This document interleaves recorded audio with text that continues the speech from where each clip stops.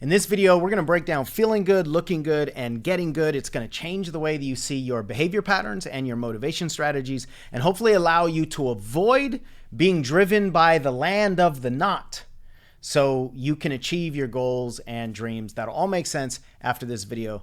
Can't wait to hear your thoughts. We're going to be talking about the goods. Let's talk about the goods. We're going to talk about feeling good, looking good, and being good. Feeling good, looking good, and being good. And we're going to do all of this in the context of coaching. So this whole concept of learning applies to all kinds of different areas, but we're going to keep it in the context of coaching for this video. And really the distinctions that we're going to make are really important from a learning perspective, meaning most of us are learning a certain way, and if you want to get good, you need to learn a different way. Most of us just don't know that, though, because we've only learned a certain way. Like it's like, you know, fish don't know of the concept of water because it's all they know. So we usually only know learning in a certain way. But if you want some of the things that you want, especially if you want to be a coach, and you want to be a business, and you want to be an entrepreneur, you have to leave the learning path that most of us are on and go to a different learning path. Otherwise, whatever it is you want is just not possible. It's not possible with this other learning path. And so because of the way that we've been taught to learn, we have this relationship to good. We have this relationship to being good and looking good and feeling good. And we're going to break that down and hopefully explain to you what the differences are and how they show up in our patterns, and specifically in the choices that we make when it comes to coaching and wanting to be a coach, and maybe some of the philosophies of coaching itself, like how you actually coach clients. But then one of the main things I want to get across to you is that we're doing it in the wrong order. We're chasing our learning in the wrong order, and it will never produce what you're wanting it to produce if you're going in the wrong order. So that's what we're going to break down here. Anything you want to add to that, Michelle, before we get going? Yeah, what just came to me is that even if you do a really good job, even if you excel in the wrong order, it still won't produce the results that you're wanting to produce. You mean if you get really good at doing the wrong thing, it's not going to work? Exactly. I have done extensive market research on that topic. Yeah, I know. And even the word good is important. And Michelle just caught herself like, you know, I said good. We need to really break down what good is and what the standard of good actually is.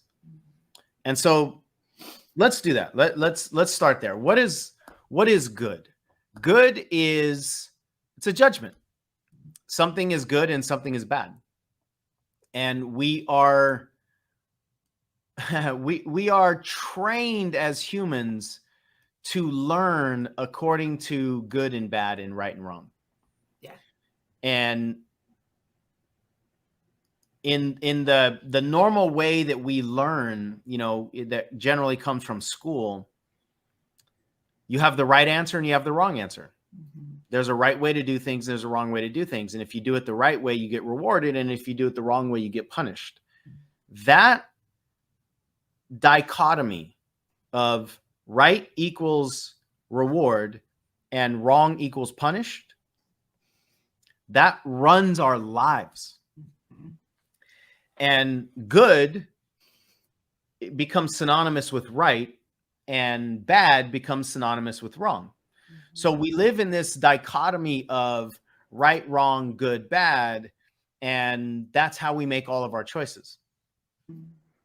But I'm gonna talk conceptually about this, and then we're gonna fit into these three categories of feeling, looking, and being good, right? So I think the way it works is we're programmed in a certain way to follow good and avoid bad, to seek to learn right, and then give whatever the right answer is. And avoid the wrong answer. So because the human brain is actually more programmed to avoid punishment than to seek pleasure, then most of our learning and then most of our behavior as a result of that learning is not so much, I think this is such an important piece, and we see this in so many areas of human behavior, this not concept. Most of us are not actually seeking the right answers as much as we're seeking the not wrong answers. Right. Because wrong equals punishment, and we don't want to be punished. So most of us are, and a lot of this is unconscious. Most of us don't think that we're doing this, but we are, because of the way that we're programmed and because of how deep the programming is and the belief systems and all that stuff. So most of us are actually more driven to avoid the not than we are to experience the it, whatever it is, right? So we see this in relationships a lot. A lot of people are in relationships not so much to experience what's available in a relationship, love and connection and joy and happiness and all that stuff. But a lot of people are in relationships to not be lonely, because the idea of being lonely is so painful that a lot of people would rather be in a relationship than not in a relationship, just because of the associations to it, right? And that's why we settle for a lot of things in our life, because we settle for whatever is not the thing that we don't want. And so really, even though you've got this good, bad dichotomy, there's really this like purgatory in the middle of the two. And I would say most of us live our lives in there, meaning that we're afraid of experiencing the things that we don't want. We don't really even know how to experience what we do want. So we live in this position of just not that, not the thing that we don't want. And Michelle, you said it years ago, and I thought it was just so brilliant. Not sad is not the same as happy. Right. And that's the piece. So like you've got sad, not sad, happy. You've got bad, not bad, good. You've got wrong, not wrong, right. So this dichotomy learning leaves this space in the middle, and that's where most of us are on most of the things. Yes. Is that we actually don't experience what we want. We're just not experiencing what we don't want. What do you want to add to that? Well, I think that there's fear on both sides. I think there is a fear of experiencing the thing that we're trying to avoid. And for many of us, there's also a thing of fear around experience the thing that we do actually want. And I believe, like you said, that the majority of us, especially those of us that are in this work, like when I say this work, I mean in coaching, in personal development, in these types of leadership conversations, when many of us come into this from this place of experiencing some kind of pain and this thing that we've gotten ourselves out of, but we don't recognize that we've gotten ourselves out of sad by getting to not sad. And while that is an important step in the journey, the kind of hiccup comes when we think that's the end, and it's not the end. And so I think there are a lot of us who are unconsciously kind of caught in that middle sort of valley area. Yeah, the depth of that concept is so critical to understand, because there is no happiness in not sad. No. So if you're trying to leave sad to get to happy, but what you do is leave sad to get to not sad, then you're going to be disappointed when happiness doesn't live there. Right. And it's just because you're not in the area that produces happiness yet. Right. And I know a lot of this comes down to a conversation you and I had years ago about just, various addictions that people have. And we don't have our addictions to feel something as much as we have our addictions to stop feeling something. That's right. So then on the feeling scale, you've got, let's just call it pain and pleasure. You've got pain, not pain, and pleasure. And virtually all of our addictions only get us from pain to not pain. That's right. That's it. But then the nature of addictions, because we're not doing anything to put us over into the pleasure area, then we're just going to slip back into the pain because that's all we're dealing with. And so we just spend our whole lives, some of us, just from pain to not pain, pain, not pain, pain, not pain. That's right. What's the next thing? And in coaching too, it's failure, right? Or business, success, and it's failure, not failure, failure, not failure, failure, not failure, never getting over to that other side. So we've talked about this dichotomy a while, but we've never added that middle piece, at least in the way that we're, showing you right now. And I hope it's as mind-blowingly clear to you as I know it is to us. And I'm just kind of seeing it like a gas tank meter, on a car, right? When your car is empty or you got half a tank or a full tank. And one of the big pieces here is that this middle zone does not have the capacity to give you what you're actually after. It just doesn't have the capacity.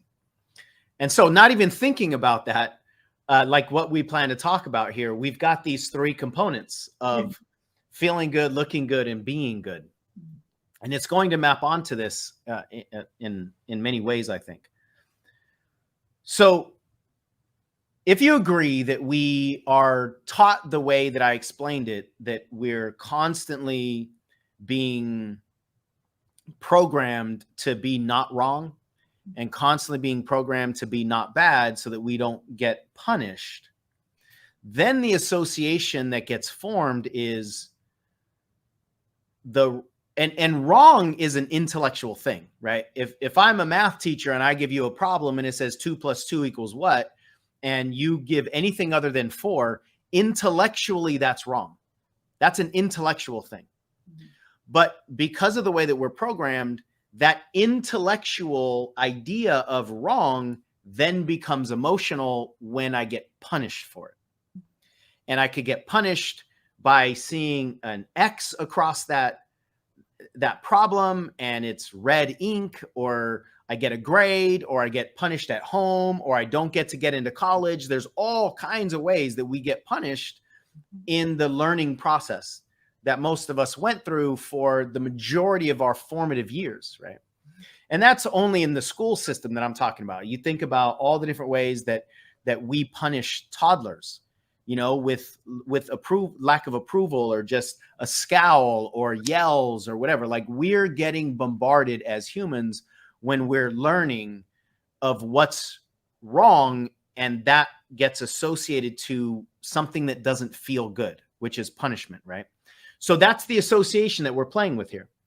Wrong, I got this over here, the way I've established it. Wrong feels bad because doing something wrong means you're going to feel punishment. Right feels good if you get all the way over here.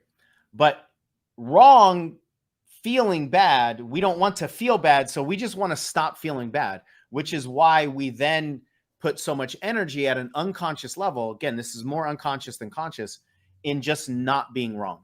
And so what that means is, if we now take it to these three pieces of feeling good, looking good, and being good, what most of us are doing is trying to feel good, but not really. We're just trying to not feel bad. Right. So, but those two things get connected. Feeling good is when I don't feel bad. It's like people think confidence is when I'm not afraid. Not true. But if you can find ways to remove the feeling of fear, you think you're confident. You're not. But it's not afraid, right? Which is also not possible as a human to get to a point where you have no fear. But this concept is really important to understand because you're going to see it everywhere. So most of us are actually trying to feel good in the form of comfort and approval. And the way that we are trying to feel good is by not feeling bad. So that moves us into this middle zone. the way that we get our assessment as to whether we feel good or feel bad is through approval. We need external input, right? Do I look good or look bad to other people? So that's the feedback mechanism that most of us are stuck in. If I look good to somebody, well, then that means I don't look bad, and that means I don't feel bad. But that doesn't mean you look good or feel good. It just means you don't look bad and don't feel bad. If I look bad to somebody, if somebody doesn't like what I have to say, and especially in today's world of social media and trolls and keyboard courage and all that stuff, people are just so quick to share, not just share, but to attack. They're so quick to attack people's whatever, people's looks, people's opinions, people's choices. Like, they're so quick to attack. So we live in, I think, the scariest time in human history in this context of everything you do is up for attack.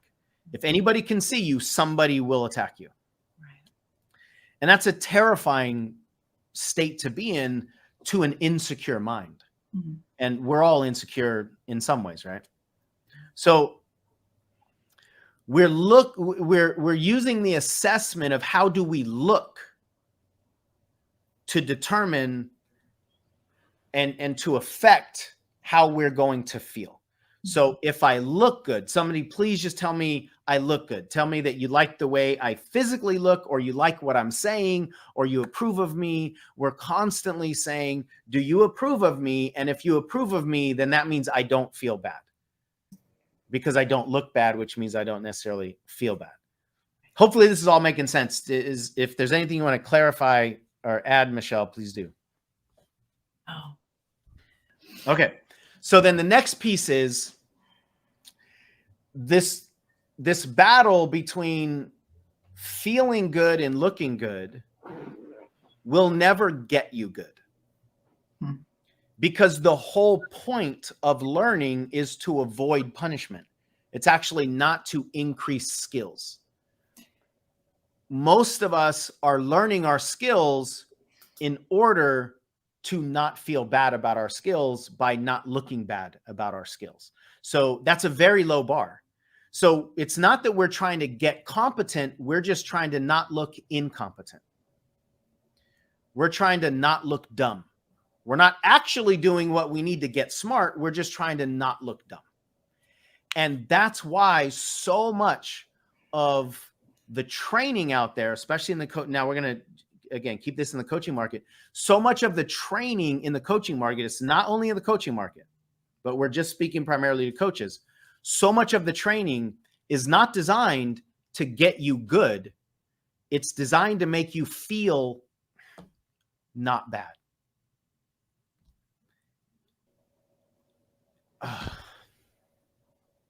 All right, say something. That just short-circuited me.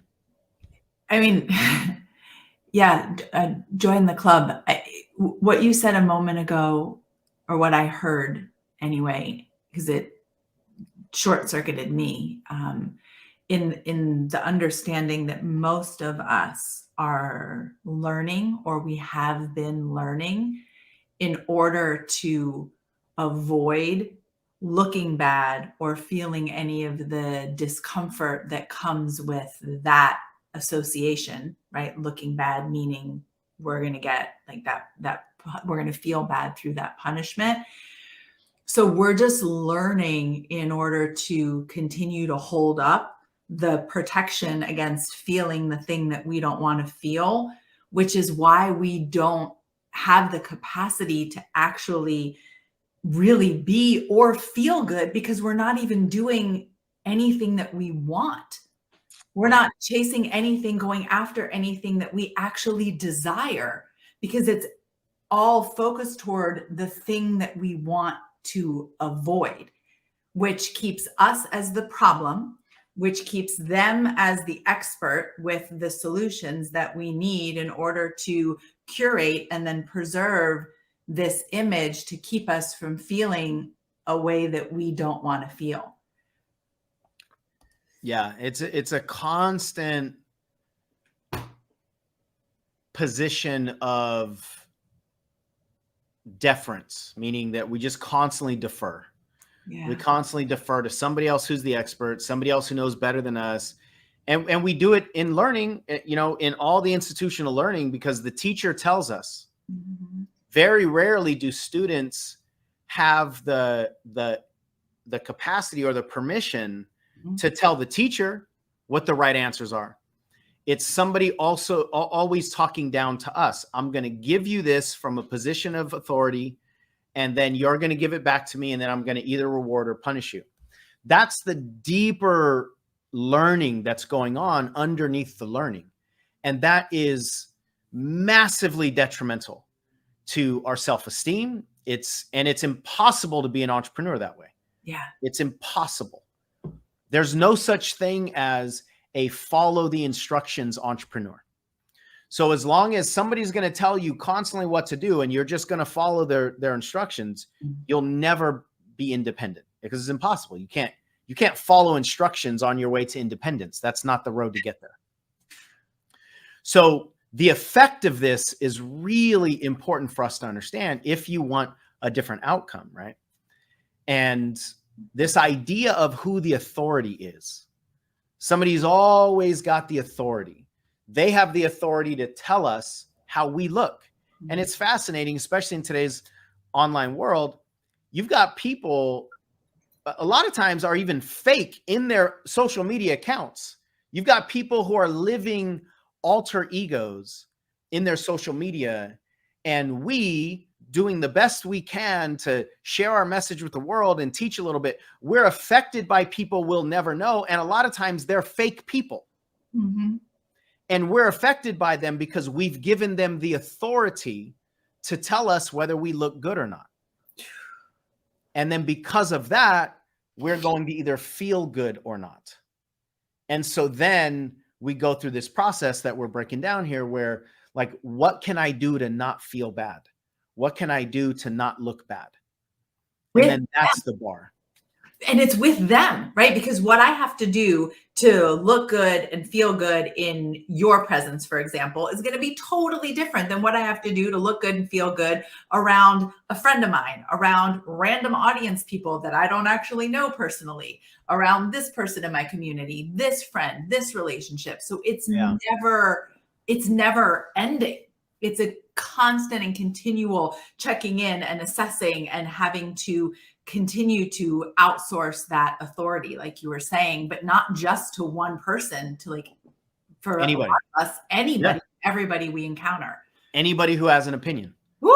So therefore, anybody who has an opinion is an authority in that cycle.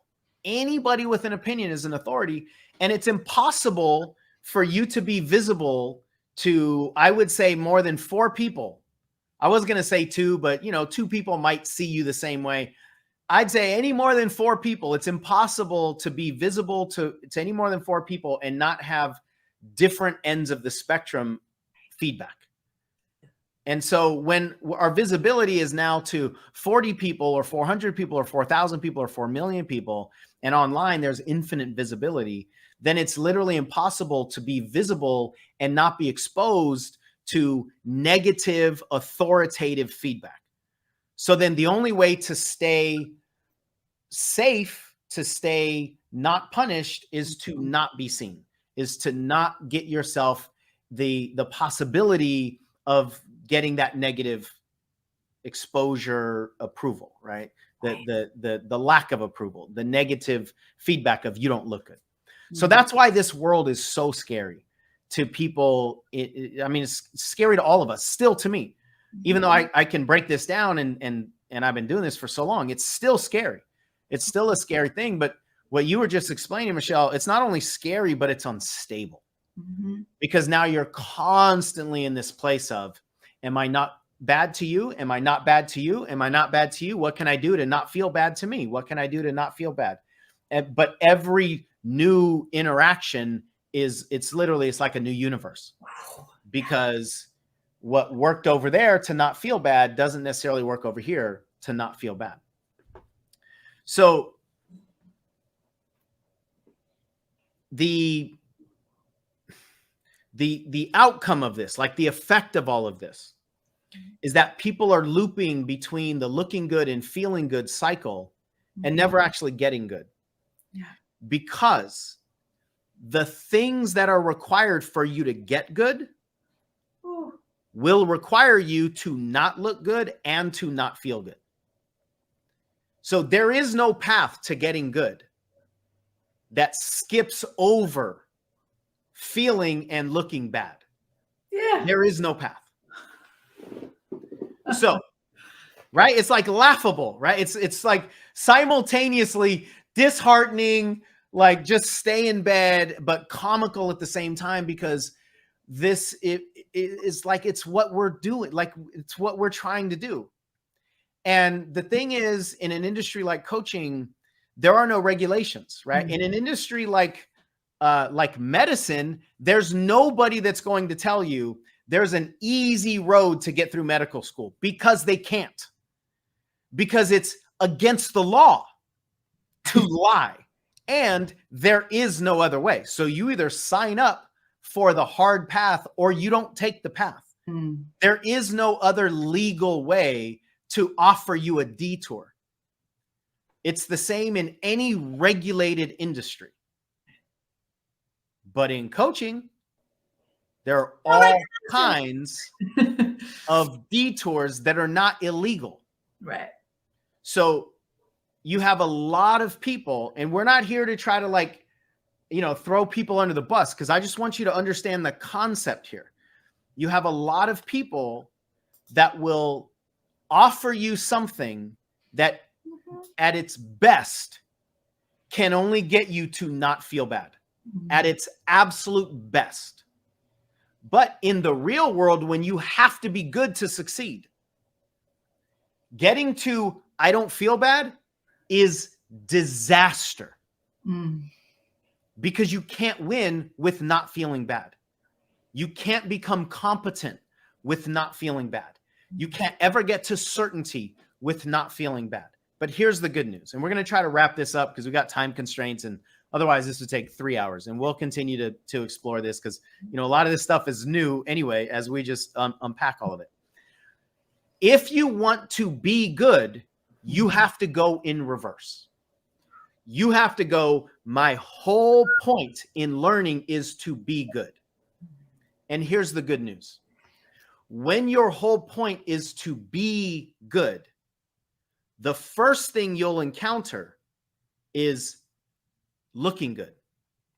This is my experience, and this is what I believe about this little, you know, trichotomy, if that's a word, this spectrum here. The first thing you'll see is looking good, but it'll usually be silent feedback. They're not the ones that are going to yell at the top of their lungs going, hey, I think you're really, really good. Because when people really are good, it affects people in a different way. And the first thing that we do when we see somebody that's really good is usually just contemplate for a moment. Like, I'm going to need a minute, because you just put something in my lap that I don't immediately understand, but I also don't immediately want to attack it. So I don't even know what to do with this for a moment. So the looking good feedback will usually be silent in the beginning. But if we're needing that feedback, the lack of the feedback will cause us to go, uh-oh, what did I do wrong? And then flip us back into the wrong pattern of learning, right? So that's why you have to understand what you're doing. You're going against the grain. You're operating in the exact opposite of the way social media works.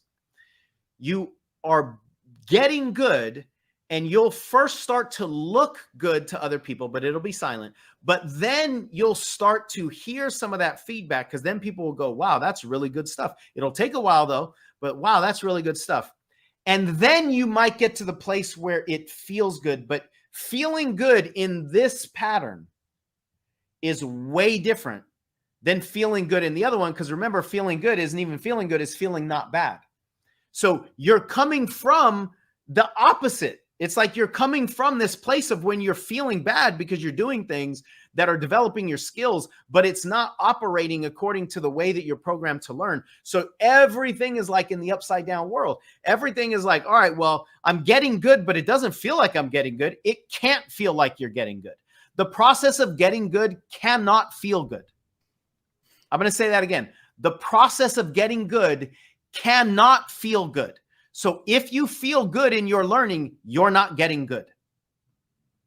It's one of the biggest things that we deal with all the time. When we give people experiences, they're like, oh, this feels weird. Fan-fucking-tastic, because it has to. You can't feel familiar while you're getting good. So you just have to understand the pattern here. We're going in the opposite direction. And feeling good is going to be based on the work that you've done. It's this, like, it's more of like a boomerang effect, right? You got to put a bunch of good stuff out there, and they're going to use it, and they're going to have shifts, and it's not going to feel good to you even as you're putting it out there. But then eventually it's going to come back to you, and people are going to go, wow, you really changed my life. And you gave me a different experience. And then you're going to go, oh, that feels good.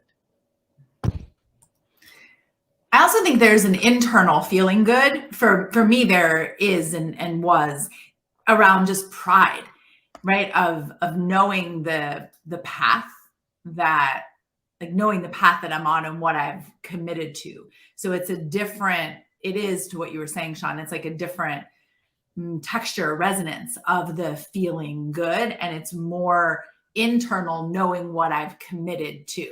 And it's also, and this is for me, everybody doesn't have to sign up for this journey, but if we are on a continual, like development of our mastery learning, then it's going to be temporary, because I'm regularly like leaning right into the next edge or next discomfort for me in getting good.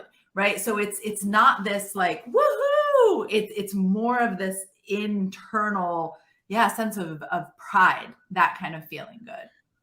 Yeah, and pride is based on all the other stuff that we talked about, right? Pride is an ego construct, and the way that you're talking about it. And and it just feeds, the whole cycle. Mm-hmm. So we got to land this plane in just a few minutes. Neither one of us want to, but we have to. And so the main takeaway that I want for you is, what are you more committed to? Getting good or not feeling bad? Those are the only two options. Getting good or not feeling bad. And if you're committed to not feeling bad, awesome. Just understand the not feeling bad path can only lead you to not bad. It will never lead you to confidence. It won't lead you to certainty. It won't lead you to success. It won't lead you to independence. It won't lead you to trust. It won't lead you to be an entrepreneur. It won't lead you to anything that you actually want. But most people are on that path expecting the outcomes of the other one. If you are committed to getting good, then you have to let go of all the expectations that come with not feeling bad.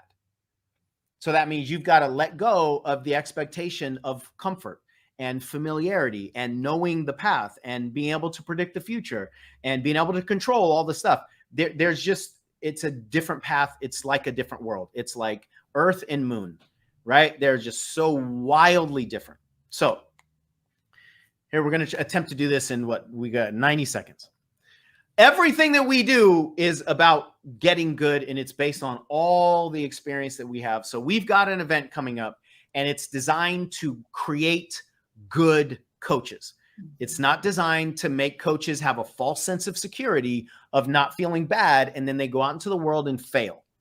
That's the only option. If you don't feel bad, you're going to go out there and people will tell. People will be able to tell. You're not going to get hired, or if you do get hired, it won't feel good to you, won't feel bad to them. They won't rehire you. You're not going to be able to build any kind of a brand on that path. So we've got an event called ECCP. It's coming up April 24th through the 28th. There's all kinds of stuff that you can read about it. You can go to that website that we just put up there, coachseansmith.com/ECCP. You can read about it. You can book a phone call with one of our coaches to get some personal, one-on-one, personalized questions answered, and to see if it's a good step for you. The tickets are good for 2 years. So this one coming up is online. If it doesn't work out for your schedule, you can grab it while the prices are what they're at now, and you can use it anytime between now and 2 years from now. We do it about every 6 months, so you have multiple options. We hesitate to overwhelm you with all kinds of details because it's a 5-day event. It's a deep dive event. There's all kinds of things to understand about it. But the main thing I want you to take out of this video is it's designed to get you good. Yes. And we know, because we've been doing it for so long. This will be like what, the 15th or 16th ECCP. And it has evolved with one outcome. How can we get people good? Yeah. That's the whole point. It's all we care about. It's not how can we make people feel not bad so they'll buy our programs and give them a piece of paper that doesn't do anything other than make you feel not bad. Right. It's all about getting good. If you're not committed to getting good, please don't come. Oh, yeah. Because you're going to be pissed. You're going to ask for a refund anyway. Yeah. I'd rather not give you a refund. I'd rather not take your money. But if you are committed to what actually works and what's necessary to be an entrepreneur, you must be committed to getting good. If you choose us on that path, fantastic. If you don't, choose somebody else. But please don't think that you will be the first person to build an entrepreneurial business and to have self-trust and to have resilience and to have all the internal game, or the internal elements rather, that are required by following the path of not feeling bad. Yeah. It is impossible. You'll run yourself ragged. You'll make yourself go crazy because it's just not, it's literally not possible to do. Now, if you like this video, check out that video right there where we're going to break down 10 coaching techniques to increase your impact with your clients. So language is the best place for us to identify belief conflicts, for us to identify rules that they might be living by according to the way the world works, for us to identify